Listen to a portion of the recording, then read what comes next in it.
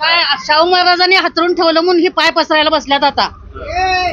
Actually थेट pipeline म्हणजे काय, काळामावाडीतनं कोल्हापूरच्या फिल्टर हाऊस पर्यंत पाणी आणणं, याचं काम बंटी साहेबांनी अगदी केलेलंच आहे. क्लिअर दत्तक काय म्हणतोय, दत्तक तुम्हाला आता दिसले, ह्याच्या आधी कधी आठवलं नाही दत्तक काय म्हणलं, आरोप पत्र केलं की नाही.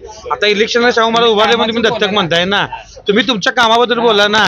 आणि त्याची उतराई व्हायची ही वेळ आहे. आता वयस्कर आहेत ते समजूतदार आहेत ना, ते करणार. चंद्रकांत दादा 5 वर्ष राज्याचे 2 नंबरचे नेते होते, कोल्हापूरचे पालकमंत्री होते, त्यांनी करू शकत होते, का केलं नाही त्यांनी? हे काय पदार्थ खरं जनतेवर लादूनच शाहू महाराजांनीच पहिलं सगळं केलं. दर्शक हो नमस्कार, डिजिटल कोल्हापूरमध्ये आपलं सर्वांचं स्वागत. सध्या लोकसभेच्या धर्तीवरती आपण ग्राउंड रिपोर्ट घेतोय. गावोगावांमध्ये जाऊन आपण लोक काय म्हणतात त्यांची मतं जाणून घेतली, तिकडे नेमकी हवा कुणाची आहे, वारं कुणाचं हे जाणून घेतलंय. परंतु जवळजवळ 3-4 लाखाचं मतदान असणारं कोल्हापूर शहर, इथं शहरातले लोक काय म्हणतात, नागरिक काय म्हणतात, त्यांच्या अडचणी काय आहेत, नेत्यांच्या बद्दलची त्यांची मतं काय आहेत, हे जाणून घेण्यासाठी आज आपण राजारामपुरी एरियामध्ये आलोय. इथं एका चहाच्या गाड्याच्या शेजारी खूप सारी लोक आपल्याला बसलेली भेटलीत आणि आजूबाजूला रिक्षा स्टॉप असल्यामुळं अजून मॉब वाढला, बोलण्याची विनंती केली, बोलायला तयार झालेत. चला लोकांची मतं काय आहेत जाणून घेऊया. पहिल्यांदा तुमचं सर्वांचं स्वागत आमच्या चॅनलवरती. सध्या लोकसभेची निवडणूक लागली, तुम्ही कुठलेही मुद्दे बोला, कुणालाही काही देणे घेणं नाही. आपण आता रॅन्डमली जमलोय. लोकसभेच्या निवडणुकीच्या धर्तीवरती आपण लोक काय म्हणतात, नागरिकांच्या काय अडचणी आहेत, नेत्यांच्या बद्दल काय त्यांच्या भूमिका आहेत, नेत्यांनी अजून काय सुधारणा करायला पाहिजे हे जाणून घेतोय. तर नेमकं काय वाटतं, आपण प्रत्येकाकडे जाऊन बघूया. तुमच्याकडे येतो पहिल्यांदा, काय राजारामपुरीच आता काय वाटतं, आता लोकसभेची निवडणूक लागले, लोक आता वेगवेगळे नेते तुमच्याकडं नेते प्रचारला येतील वेगळे मुद्दे घेऊन. त्याच्या आधी तुम्हाला काहीतरी वाटतं की नेत्यांनी कसं असायला पाहिजे, चांगलं राहायला पाहिजे, चांगलं करायला पाहिजे, देशाचा विकास करायला पाहिजे चांगला. आता विकास झालाय की नाही? आता तर थोडं झालायच की, झालाय की, केरलेच की. कुणी पुढाकार घेतला तर अजून चांगला विकास? आम्ही आता जे मतदान होणार ते शाहू महाराजाला होणार आमचं मतदान. इकडच्या भागाचं कशावरून वाटतं, म्हणजे का असं आपला जो लय दिवसाचा माणूस आहे आपला, म्हणजे एक आपुलकी जुळलेला आहे म्हणून, नाव जुळलेलं आहे म्हणून, शहराचे नाव जुळले म्हणून वाटतंय. म्हणजे इकडच्या भागामध्ये त्यांचा वार आहे, होय. म्हणजे तुम्ही त्यांच्या वयाच्या आहात, तुम्हाला ते एक वाटतं, त्यामुळे वाटतंय. शेवटी मंडलिक साहेबांचं किंवा सदाशिव मंडलिकांचं पण त्यावेळेचं काम फार मोठं होतं. ते तेवढं काय म्हणाले याची काय कल्पना नाही, वाटतंय तसं. काका काय वाटतं तुम्हाला? तुम्ही अजून काय वाटतंय, एकंदरीत राजकारण आता खूप सारं गढूळ झालेलं, पण लोक तुमच्यासारखे वयस्कर लोक म्हणतात की एवढं गढूळ झालं की बाबा यांनी कुठेतरी नीतिमत्ता पाळली पाहिजे. असू देत कोण सत्तेवर येतं, येऊ देत कोणी, खरं आमच्यासाठी, आमच्या पोराबाळांसाठी ते चांगलं काम करायला पाहिजे. काय वाटतंय आता लोकसभेत काय कसं काय शाहू महाराज आले तर बरं होईल. कशामुळं काय, म्हणजे ते कामं करतील असं वाटतं? कामं करतील असं वाटतं. का वाटतं की ते कामं करतील? कारण खूप ठिकाणी गावाकडे मी जेव्हा रिपोर्ट घेतो ना, लोक त्यांच्या वयाचा अडचण घेतात की त्यांचं वय एवढं आहे तर ते कामं कशी करतील का? करणार की, आता वयस्कर आहेत ते समजूतदार आहेत ना, ते करणार की. म्हणजे समजूतदार आहेत, अभ्यासू आहेत, त्या करतील असं वाटतं. म्हणजे या भागामध्ये काका म्हणतात तसं बऱ्यापैकी शाहू महाराजांचं वातावरण आहे. काय वाटतं तुम्हाला? बरोबर आहे. बरोबर म्हणजे काय, शाहू महाराजांचं वातावरण नाही हो, आहे, पण कसं आहे, थोडाफार अजून जरा भरपूर विकास झाला पाहिजे. विकास म्हणजे नेमकं काय, म्हणजे तुम्हाला आता हे रस्त्यांची कामं व्यवस्थित व्हायला पाहिजेत, लोकांना उद्योग मिळाला पाहिजे, कामधंदा मिळाला पाहिजे, रोजगार मिळाला पाहिजे. रोजगार आणि कामधंदा. रोजगारासाठी कोण का चांगलं काम करेल असं वाटतं? आता ते काय असं सांगू शकत नाही. आतापर्यंत कुणी केले तरी रोजगारासाठी की बाबा ह्याने असं केलं आणि हे अजून करतील, तसं काय असं काय नाही? असं काय नाही. काय वाटतंय, इथलेच आहात, लोकलचे आहात, राजारामपुरी एरियातले, काय वाटतंय लोकसभेबद्दल, एकंदरीत काय होईल आणि काय व्हायला पाहिजे तुमच्या फायद्यासाठी? तुमचं वैयक्तिक मत काय की बाबा हा आला तर आमचा जरा अजून विकास चांगला होईल? तर ते महालक्ष्मीचा आराखडा पूर्ण व्हायला पाहिजे, कोल्हापूरची हद्दवाढ व्हायला पाहिजे. हद्दवाढ झाल्याशिवाय कोल्हापूर सिटी पुणे सिटी होणार नाही. या खासदाराने पुढाकार घ्यायला पाहिजे. मग शाहू महाराज तुम्ही जर म्हणत असाल तर मग शाहू महाराज याच्यामध्ये पुढाकार घेतील का? मला तर असं वाटतंय, तर एक माझा लोक म्हणजे कोल्हापूरचा राजा असल्यामुळं हे करतील असा आमचा एक विश्वास आहे. कारण का संभाजीराजांनी गड किल्ल्याचं संवर्धन केले, लोकांनी म्हणजे युवा मुलांना की गड किल्ल्यांच्या ह्याच्या माध्यमातून त्यांनी प्रोत्साहन दिले आणि तिने काम करतील असं वाटतं. किल्ल्यासाठी काम करतात, याच्यातनं ते एक शिवप्रेमी आणि तसे तरुणांना घेऊन जाणार आहेत, तर हे शाहू महाराज एक वेगळ्या काहीतरी भूमिका घेतील असं म्हणायचं आहे. काय असू दे, काही मुद्दा तुमचा राजकारणाबद्दल आपण कट्ट्यावर बसून कायम चर्चा करतोच आणि काहीतरी मत असतंच आपलं बाबा एक तरुण म्हणून की बाबा या राजकारण शिवित्री येत असते तोंडात, या राजकारणाने असं राहायला पाहिजे. आणि खरं आहे ते, साहजिक आहे, कारण आपल्या मतावरती ते मोठे होत असतात आणि मुळात असतात आपल्या सामान्य लोकांसाठी लोकप्रतिनिधी बोलण्याचा अधिकार आपल्याला तेवढाच आहे. ते जसे एकमेकांच्या वरती शिंतोडे उडवतात, शिव्या घालतात, तेवढाही आपल्यालाही अधिकार आहे. त्यामुळे तुमच्या भावना तुम्ही व्यक्त करायला जास्त का नाही आमचं मत शाहू महाराज कशाबद्दल, कारण काय? का प्रेम आहे म्हणून जवळचे आहेत म्हणून? नाही शाहू महाराजांसाठी कोल्हापूरचे आहेत मंडलिक त्यांच्या साहेबांनी जसं की मी काही मुरगुडकडे वगैरे बाईट्स घेतल्या की मंडलिक साहेबांनी खूप सारा निधी आणलाय आणि कामही केले असं म्हटलंय. ते त्यांच्या पाठीमध्ये त्यामुळे मंडलिक साहेब आमच्या गावात कधी आलेच नाहीत. त्यांच्या गाव यांच्याकडनं जाईल का हे पण म्हणलं इकडे कधी आलेच नाहीत. नाही आम्ही वाकरेकडला आहे, करवीर तालुक्यातला आहे. आमच्याकडे मंडलिक साहेब आलेलेच कुठलं नाही. गाव तुमचं? वाकरी वाखरे करवीर तिकडे कधी आले नाही. नाही हा हे मी आरोप ऐकलाय खूप गावातले की आमच्याकडे कधी आले नाहीत. म्हणजे लोकांना भावणारा हा पण गोष्ट आहे की त्यांनी कामं करू वगैरे न करू ते लोकांच्याबरोबर पोहोचायला तरी पाहिजे, म्हणजे लोकांशी संपर्क तरी असायला पाहिजे. हा एक त्यांची त्रुटी आहे. परंतु एकंदरीत खासदार म्हणून त्यांचं काम कसं वाटतं? नाही म्हणजे ते आलेच नाहीत ना आमच्यापर्यंत. त्यांची जी पोच होती ती आलीच नाही. जसे आता आपले बंटी साहेब आहेत किंवा ऋतुराज आहेत ते आपल्यापर्यंत येतात. प्रत्येक कार्यक्रम किंवा कोणतीही जरी गोष्ट असेल, जर एखाद्याचं दुकानाचं जरी उद्घाटन करायचं असेल तरी ते कॉमन मध्ये येऊन जातात. हा पण ते लोकांपर्यंत येऊन त्यांचे कम्युनिकेशन असतील किंवा त्यांच्या ज्या अडचणी असतील ते तिथपर्यंत ते सॉल्व्ह करतात. मागच्या इलेक्शनला मग तुम्ही तुमच्यासारखे तरुण त्यांच्या पाठीमागे होते, मंडलिक साहेबांच्या पाठीमागे होते म्हणजे त्यावेळी नव्हतं सर. कारण की आता एखाद्याला जर आपण हे करायचं असेल तर आपल्यापर्यंत जर जनसंपर्क करायचा असेल तर मला वाटतं की आपण शाहू महाराजांनाच मतदान करावं. तुमची एक राजकीय पार्श्वभूमीच आहे, तुम्ही इकडच्या भागामध्ये काही राजकीय इन्फ्लुएन्सर म्हणून काम करताय, तर काय वाटतं एकंदरीत वातावरण? सध्याचं वातावरण बघितलं आमच्या इथे शाहू महाराजांचं आहे. या भागात रायमपुरी शाहू महाराज. कारण काय म्हणजे नेमकं शेवटी मंडलिक साहेबांचं पण इकडं खूप मोठं स्पेस आहे, गटतट आहे, तरी पण शाहू महाराज शाहू महाराजचं कारण म्हणजे आतापर्यंत कोल्हापूर जिल्हा वसला आहे, शाहू महाराज वसला आहे. ही सगळी शेती कोल्हापूर उपकार आहेत. तसं माऊलीराजांचं काम आहे ग्राउंड लेवलला. परत मागच्या वेळी आपले ठरलेल्या मताने बंटी साहेबांना जसं संजय मंडलिकांना निवडून दिलं का नाही, तसं आम्ही त्या साहेबांच्या हा आमचा मतदारसंघ दक्षिण मतदारसंघ साहेबांचा संपर्क भरपूर असतो. ऋतुराज साहेब म्हणा, बंटी साहेब, या संपर्कातनं शाहू महाराज पाठीचा हा सगळा आमचा मतदारसंघ. त्यांचा गट इकडे फार स्ट्रॉंग असल्यामुळे तुम्ही म्हणताय की महाराजांच्या पाठीमध्ये लोक जातील. गट जरी असलं तरी महाराजांना मानणारा बी गट आहे, गादीचा मान बी आहे ना. कोल्हापूरचे प्रतिष्ठित व्यक्ती म्हणजे आता उदाहरणार्थ आपण महापौर म्हणले कोल्हापूरचं आपण कसं हे करतोय, तसं शाहू महाराज हे आपल्या जिल्ह्यात महाराष्ट्रात ह्याच्यामध्ये शाहू महाराज आपले गजबजलेले आहेत. किती तर त्यांनी लोकनेतून काम केलेलं आहे. गादी शाहू महाराज जनतेला उतराई व्हायची हीच वेळ आहे ना आता. शाहू महाराजांचे जे उपकार आहेत. राधानगरीकर ह्या गोष्टीबद्दल खूप बोलतात की आम्हाला कुठेतरी आता ऋण फेडायची वेळ आली, परंतु तुम्हाला मग असं काय वाटतं? तेच की गादी आहे, त्यांचे उपकार भरपूर आहेत कोल्हापूर जिल्ह्यात, राज्यात, आणि त्याची उतराई व्हायची ही वेळ आहे. ना आता सध्या प्रचाराचा मुद्दा म्हणून असेल की मंडलिक साहेबांच्याकडनं यांच्याकडे शाहू महाराजांच्यावरती दत्तक प्रकरणावरून काही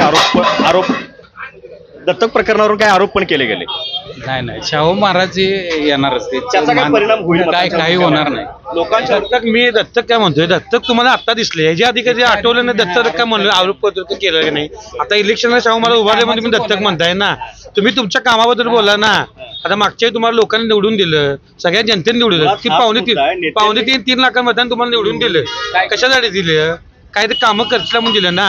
तुम्ही इथे उदाहरणार्थ आमच्या मंडळाचा आम्ही प्रस्ताव टाकलेला, आमच्या राई समाजी मंडळ आहे, मंडळ आम्हाला त्यावेळी मोठे सांगितले त्या मंडलिक साहेबांना चिरंजीव अशी काय आम्हाला बोललो मंडलिक मंडळाचं काय असं प्रस्ताव घ्या.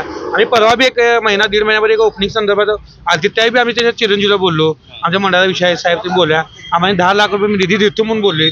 त्याचा एक फोन बी उचलत नाही, आमचा काही काडी मात्रा बी हे केलं नाही त्यांनी. मग आम्ही कुठल्या बेसवर त्यांना आम्ही आता हे करणार? तो एक रोष आहेच. रोष आहे त्या. मग दत्तकपुत्र विषयच नाही त्यात.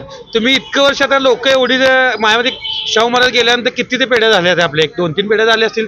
त्याच्या आधी तुम्हाला आठवलं नाही की हे शाहू महाराज. हा मुद्दा लय बरोबर आहे की बाबा एकमेकांच्यावरती असे आरोप करण्यापेक्षा तुम्ही काम काय केलं, काम काय करणार आहात, विकासाचे कुठले मुद्दे आहात ह्याच्यावरती बोललेलं बरं. दत्तकपुत्रावर जर म्हणायचं म्हटला तर दत्तकपुत्र आता तुम्हाला आठवलं, पण याच्या आधी दत्तकपुत्र तुम्ही म्हटला काय नाही.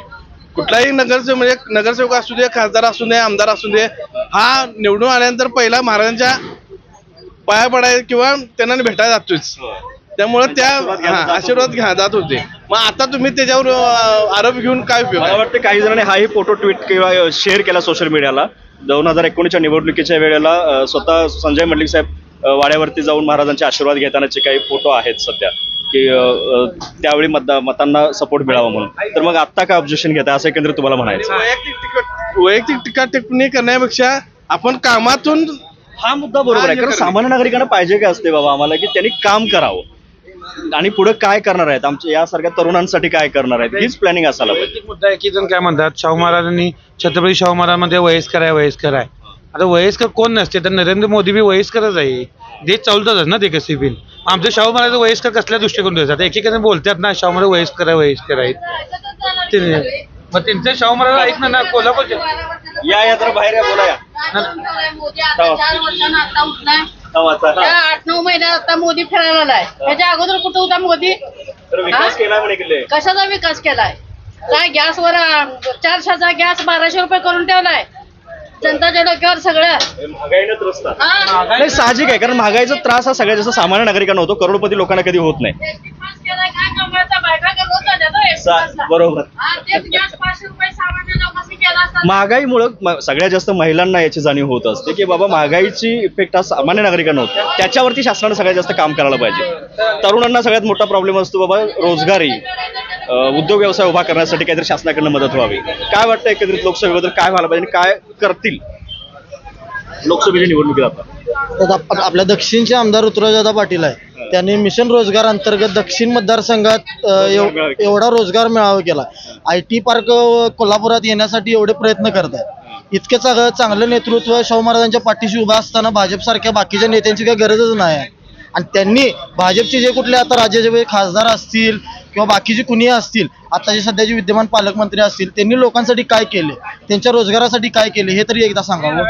म्हणजे बरोबर आहे मुद्दा की तरुण म्हणून आपण शेवटी रोजगाराकडे बघत असतो आणि त्याच्यावरतीच मुळात हे लोकप्रतिनिधींनी करायला काय पाहिजे, कारण त्यांचे तर पोटापाण्याचे प्रॉब्लेम सुटलेले असतात. गोरगरिबांसाठी नेमकं काय चाललंय? काकूंचा आता रोष कशामुळे आहे? कारण साहजिक आहे, महागाई प्रत्येक गोष्टीमध्ये दिसते, त्याची झळ सगळ्यात जास्त ही गोरगरिबांनाच होत असते. बरोबर आहे ना?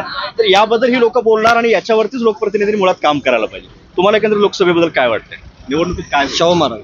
मी राधानगरीचा आहे. प्रॉपर्टी राधानगरी शाहू महाराज. कारण ग्राउंड रिपोर्टला हेच जाणीव होती की आम्हाला आता कुठंतरी त्यांच्या ऋणात परतफेड करायला पाहिजे. कारण की कोल्हापूर जिल्ह्याला कुस्ती मैदान म्हणा, शिवाय स्टेडियम म्हणा, CPR म्हणा, हे गोरगरिबांच्या मदतीसाठी त्यांनी केले आणि फुलण्याफुले आपण एक करायलाच पाहिजे त्यांना मतदान.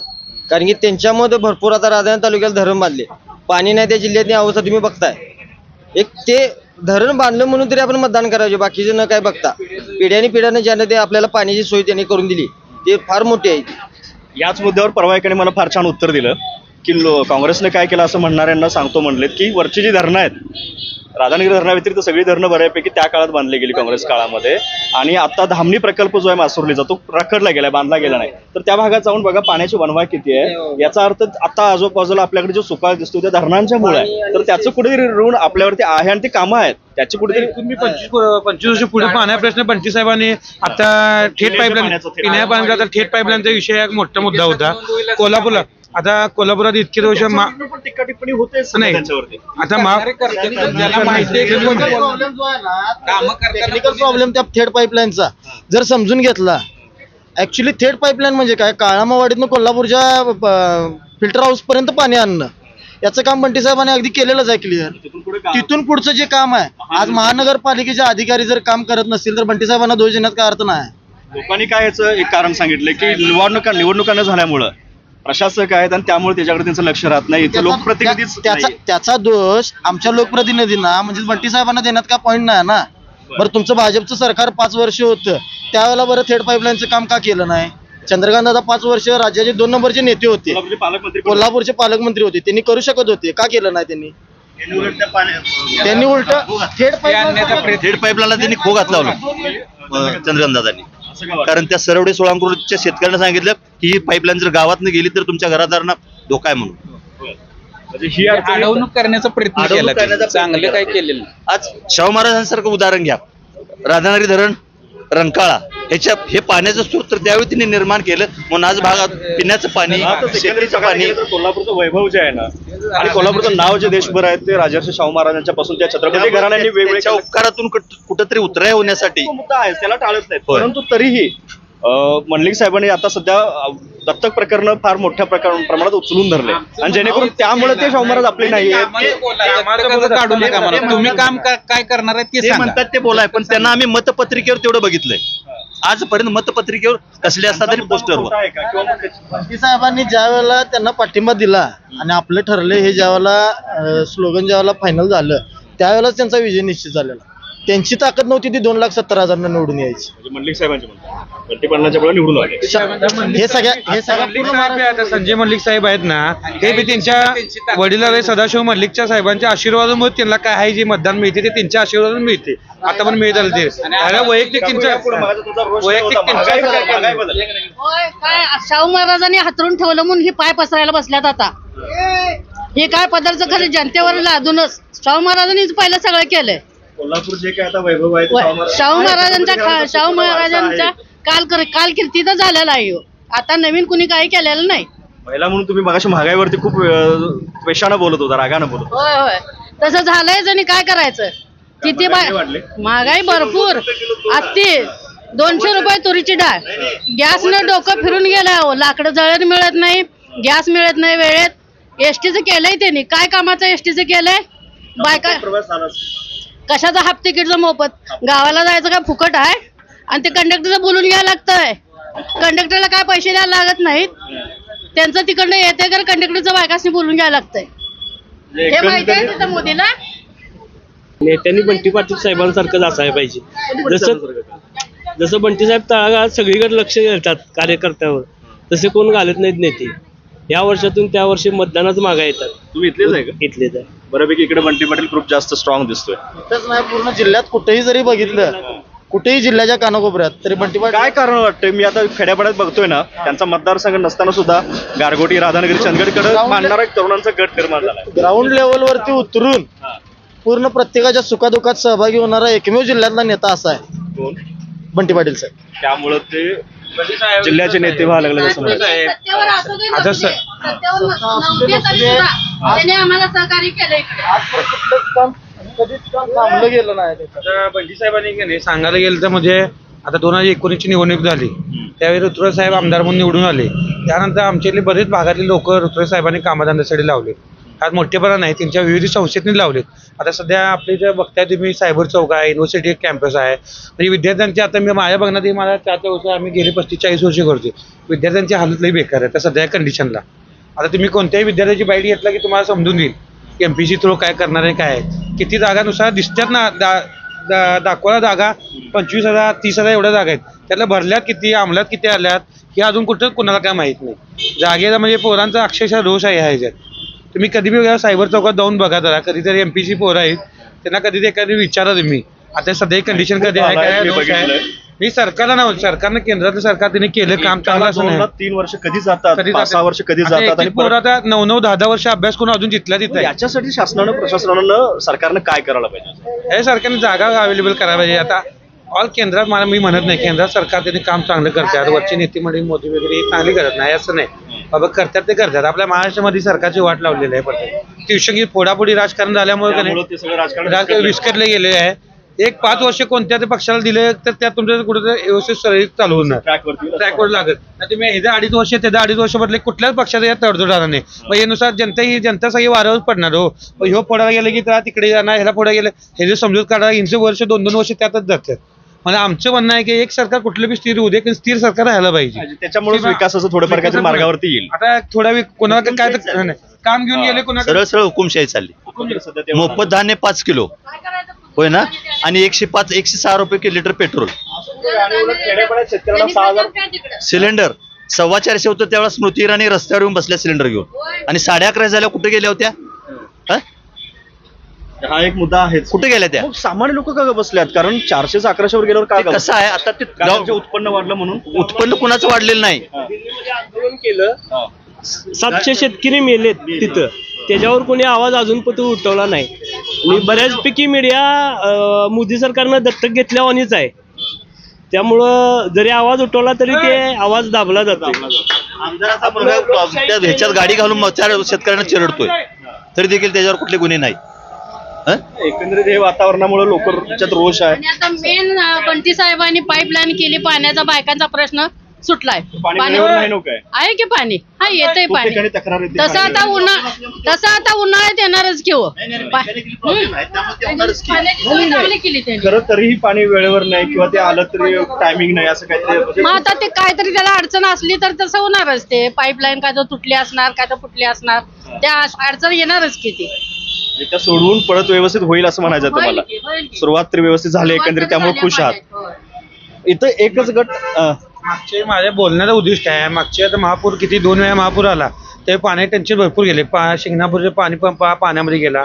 वैयक्तिक आम्ही भागात स्वतः एक सुचरोग असल्यामुळे भागात आम्ही 100 टँकर पुरवले. तसे बंटी साहेबांनी बी टँकर पुरवले. पण तो प्रश्न माझा वैयक्तिक मुद्दा, तो प्रश्न कधी होणार नाही. जरी महापूर आला की आपल्याला पाणी टँकर पुरवायची गरज लागणार नाही, गरज लागणार नाही, असा एक माझा मुद्दा आहे. आणि एक वेळ कसं आहे, विरोधकांना कसं असते, मी बंटी साहेब म्हणून बोलतोय असं नाही. आणि मुळात म्हणजे पाणी ह्या उन्हाळ्या दिवसात म्हणा 1 दिवस आलं तरी सुद्धा चालेल, कारण का त्याशिवाय पाण्याची किंमत करणार नाही. पाणी थेट पाईप आले म्हणल्यावर पाण्याचा वापर भरपूर होते. लोकांना 1 दिवस पाणी आलं नाही की लगेच मग त्या नावानं बोलला काय केलंय साहेबांनी, हे केलंय. कारण साहेबांनी केलेलं काम मागं बघा ना तुम्ही, त्या मागचं काय ते विजन असते ना. लगेच तुम्हाला लगेच पाईपलाईन चालू केल्यावर पाणी येईल असं काही नाही ना. आता तू काय सुरळीत झालं हे आज एक माझे थोडे दिवस गेले. लोकसभेवरून आता आपण बंटी पाटलांच्या राजकारणावरती आलो. मागच्या वेळी ज्यावेळी महापौर आला तेव्हा हे चंद्रकांत दादा पाटील, त्यानंतर देवेंद्र फडणवीस आणि कोणते हेलिकॉप्टर उतरले. चंद्रदीप नरके त्यावेळेचे फोटो बघा वाटल्यास तुम्ही, त्यावेळेचे फोटो बघा. बोट नेऊन लावली त्यांना बसायला, बसले नाहीत ते, का तर बुटाला घाण लागते म्हणून. आणि ते चिखलीत लोक पाण्यात अडकलेले. त्यावेळी कोण गेलो होतं पुढे? एक चंद्रकांत नरके आणि बंटी पाटील फिरत होते महापुरात लोकांना काढायला. होय, हेही लोक ऑब्झर्व करत असतात की नेमका नेता कोण कसं. खोटं बोलत नाहीत. त्यावेळेचे फोटो काढून बघा, तुम्हाला दिसतील चंद्रकांत नरकेंनी बोट लावलेली का नाही. बसले नाही. हा एक राग राहू शकतो. महाराजांनी जे धरण बांधलं, जो पाण्याचा प्रश्न आहे तो त्या काळापासून आतापर्यंत आणि इथून पुढे जी पिढी आहे त्यांना पाणी हे म्हणजे आम्हाला सगळ्यांना जीवन दिले. त्यामुळे शाहू महाराजांना एक मतदान देणं ही आमची एक जबाबदारी आहे. आणि हे पाणी म्हणजे जीवन उगाच म्हटलं नाही, ते खरंच आपल्या सगळ्यांच्या जीवनाचा एक आधार आहे. पण त्याचा प्रॉब्लेम सॉल्व्ह करणार आहे, त्यांचे ते उपकार फारच मोठे आहेत. त्यामुळे तुम्ही म्हणताय की हे उपकार फेडायचे आता कुठेतरी वेळ आलेली आहे. जनता ही उपकार फेडू शकत नाही आणि आता ह्याच्या माध्यमाने फेडायची एक आमची संधी मिळाल्या म्हणून आमचं एक म्हणत शाहू महाराज दिल्लीमध्ये जाणार, आपले कोल्हापूरची काय ते विकास कामावरील निधी वगैरे मंजुरी मागणार. आणि मुळात म्हणजे संभाजीराजांना छत्रपती शाहू महाराजांचा वारसा असल्यामुळे संभाजी महाराजांना खासदारकीचा आपला अनुभव आहेच. त्यामुळे संभाजीराज बी जास्त आग्रही राहतात. एकंदरीत असंही म्हटलं जाते की शेवटी छत्रपतींच्या शब्दांना खूप ठिकाणी मान आहे.